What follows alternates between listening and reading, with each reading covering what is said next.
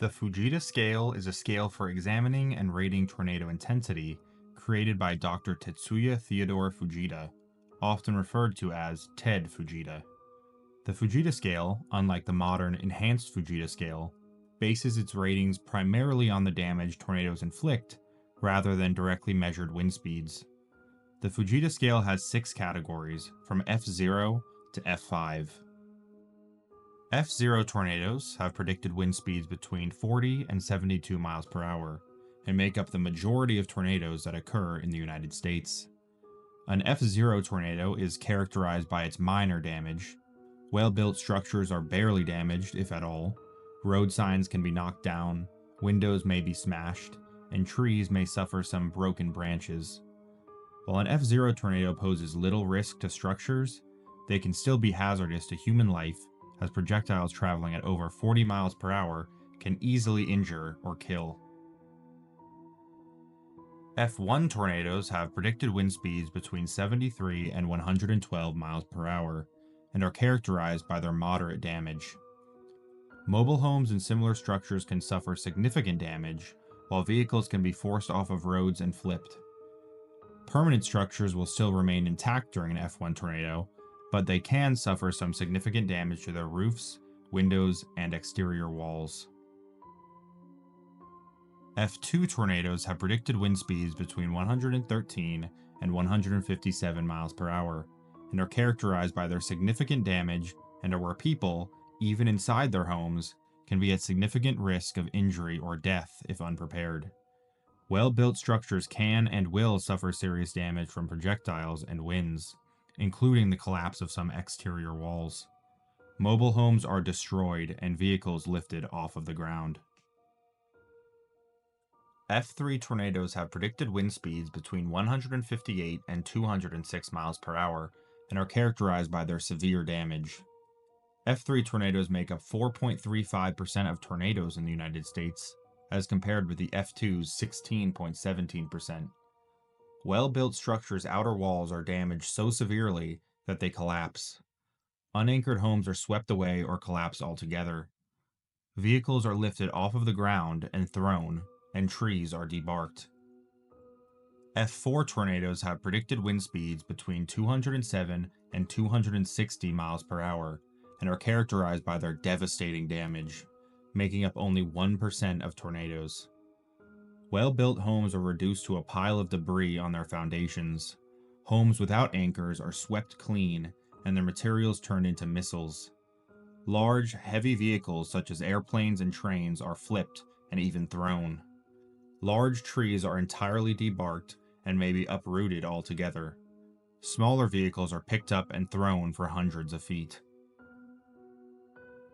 F5 tornadoes have predicted wind speeds between 261 and 318 miles per hour, and are characterized by their incredible damage, making up only 0.10% of tornadoes. Well-built and well-anchored homes are swept from their foundations and obliterated. Large steel-reinforced structures are completely leveled. Grass is pulled from the ground and trees are completely debarked, uprooted, and thrown. Large steel frame vehicles and farm equipment weighing over a ton are mangled beyond recognition and tossed several miles. While the Fujita scale did not include the F6 tornado in its official ratings, Dr. Fujita himself described such a tornado as inconceivable, with wind speeds between 319 and 379 miles per hour.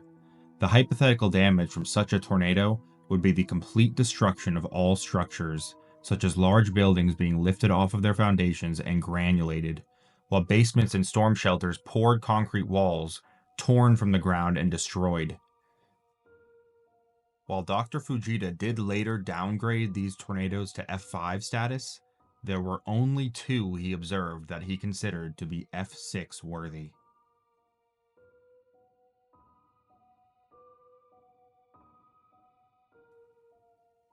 The afternoon of May 11, 1970 was a warm and dry one in Lubbock, Texas, with the temperature just rising above 90 degrees Fahrenheit. While the Severe Local Storms Unit, SELS, believed the conditions could lead to some isolated thunderstorms, They had not considered the possibility of severe weather that morning. However, after noticing the air mass over the region becoming increasingly unstable, the forecast agency advised of the possibility that some of the isolated thunderstorms could become severe, issuing a warning that isolated thunderstorms with large hail were expected in high plains of West Texas, east of Pecos, late afternoon and early evening. While the dry heat in Lubbock was not conducive for severe weather, moist air from the Gulf of Mexico began to spread into the area during the day, and soon cumulus clouds began to form over the region by 4 p.m., causing the skies to darken. With the potentially dangerous storm approaching the town, meteorological specialist Alan Johnson of the Weather Bureau called Bill Payne, the director of Lubbock Civil Defense, notifying him of the situation. The Emergency Operations Center was activated at 7:45 p.m., and a severe thunderstorm warning issued for Crosby, Lubbock, Floyd, and Hale counties. Large hail was reported in the now developing thunderstorm just 5 miles south of Lubbock around 8 p.m., and radar data indicated that the thunderstorm's cloud tops had increased to 55,000 feet by 8:10 p.m. At the same time, a police officer reported a funnel cloud 7 miles southeast of the Lubbock airport.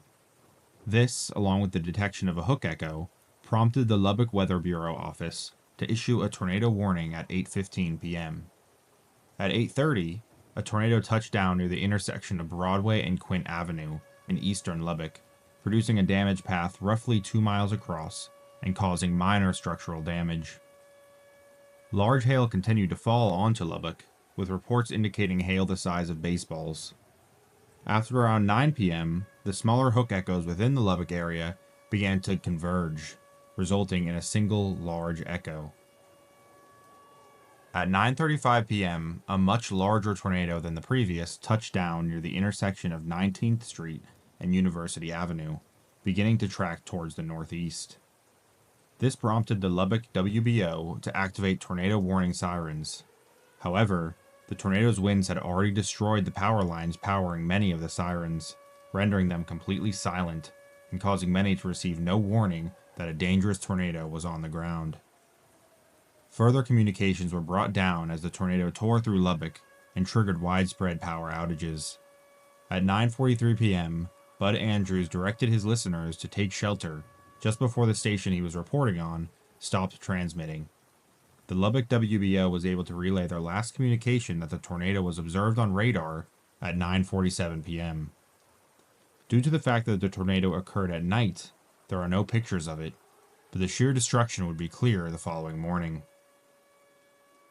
The severity of damage along the tornado's path was inconsistent due to the structural integrity of the buildings the tornado impacted, along with the wind patterns of the tornado.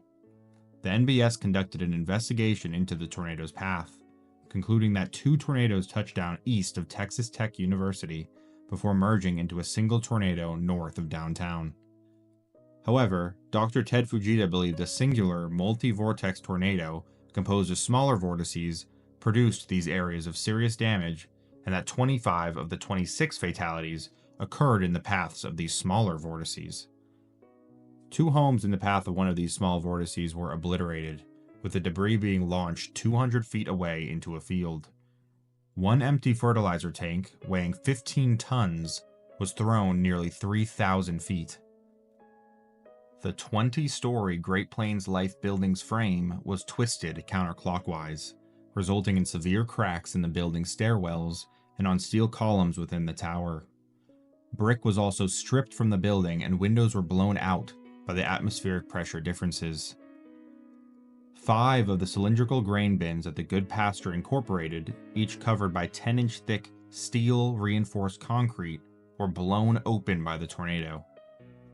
Homes near the Lubbock Country Club were in the path of the tornado next, but without basements or storm shelters, many sought shelter beneath mattresses in their homes. Sadly, many of these homes were utterly disintegrated.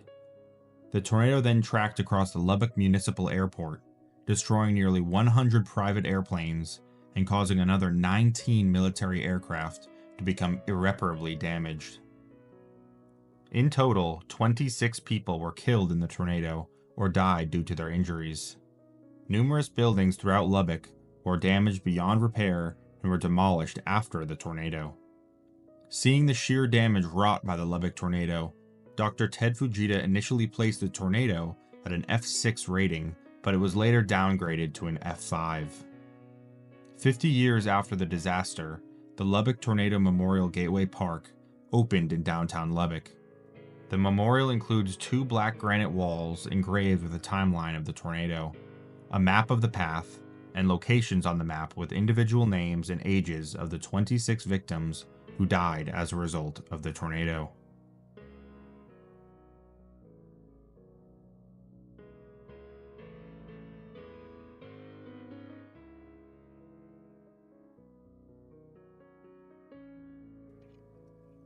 On April 2, 1974, a low-pressure system began to develop while moving into the Mississippi and Ohio Valley. The already powerful system began to strengthen as moist air fueled the unstable conditions. Days before this system developed, the Ohio Valley had already seen several significant F2 and F3 tornadoes, 3 of which were deadly. By April 3rd, severe weather watches were issued across the affected region, and at 4:30 p.m. in the small city of Bellbrook, Ohio, a moderately sized tornado was spotted, quickly strengthening and increasing in size while taking on a multi-vortex structure. A clearly visible hook echo began to appear on radar when Gilman Whitney of the WHIO TV in Dayton decided to broadcast a warning just minutes before the tornado reached Xenia, a much larger city northeast of Bellbrook. The tornado impacted western Xenia just before 4:40 p.m., traveling at approximately 50 miles per hour and with winds already exceeding 250 miles per hour. 2 subdivisions, Windsor Park and Arrowhead, were hit with F5 intensity, causing well-built brick homes to be swept away and thrown into nearby fields. By 4:40, the tornado had reached the center of the city, destroying everything in its path. Seconds later, the tornado impacted Xenia High School, where students in the school were practicing for a play. With very little time to prepare, the students ran to cover in a nearby hallway. As they did, the tornado picked up and dropped a school bus onto the building, destroying the stage the students had been standing on seconds before.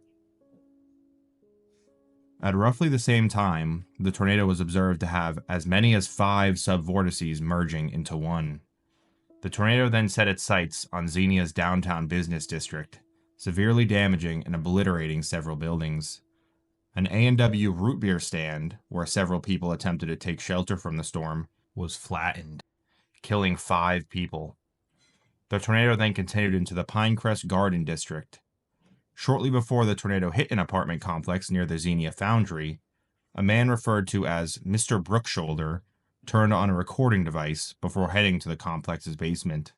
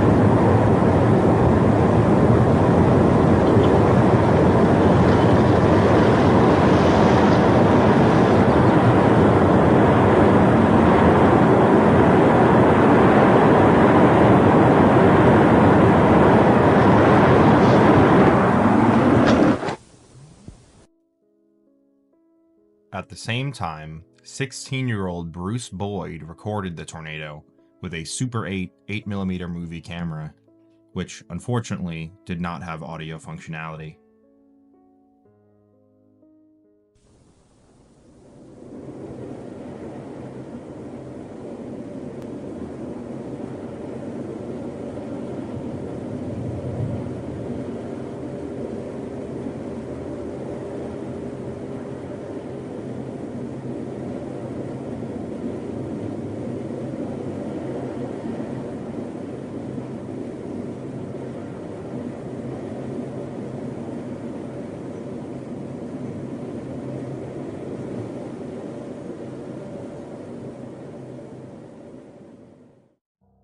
The tornado then left Xenia, passing through several miles of farmland before entering the nearby town of Wilberforce.